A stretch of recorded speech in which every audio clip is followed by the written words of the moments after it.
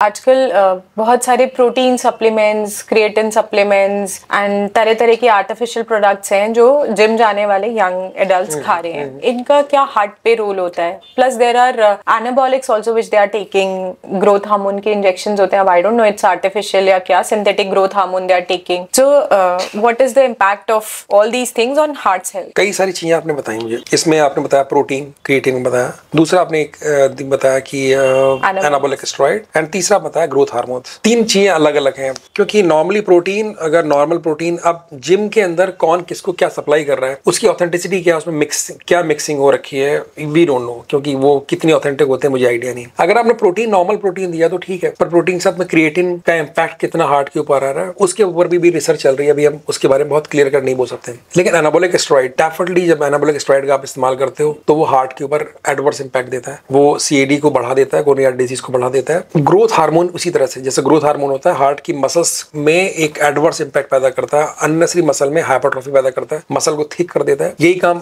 Anabolic steroid भी कर रहा है। और लोग ज्यादा सडन डेथ की ज्यादा प्रोन होते जाते हैं। लोगों को ये बात पता नहीं है कि आप जितना ज्यादा ग्रोथ हार्मोन जरूरत से ज्यादा लेंगे तो हार्ट की मसल्स थिकन होगी, और अगर मसल्स थिकन होगी, इसके साथ साथ सीडी की पॉसिबिलिटी बढ़ जाएगी, और फर्दर हार्ट अटैक के और कार्डियक अरेस्ट का रिस्क बढ़ता जाएगा सब पेशेंट में। लेकिन चूंकि मसल बिल्ट हो रही होती है, बाहर की मसल उन्हें दिखती है, उनको बाहर की मसल दिखती है, अंदर भी कुछ हो रहा है, ये पता नहीं। अंदर की जो मसल बिल्ट हो रही है वो उनके लिए अच्छी चीज नहीं है। बाहर की मसल बिल्ट हो रही नजर आ रही, हार्ट की अगर मसल बिल्ट होगी ना, that is not good for heart. तो ये बात है।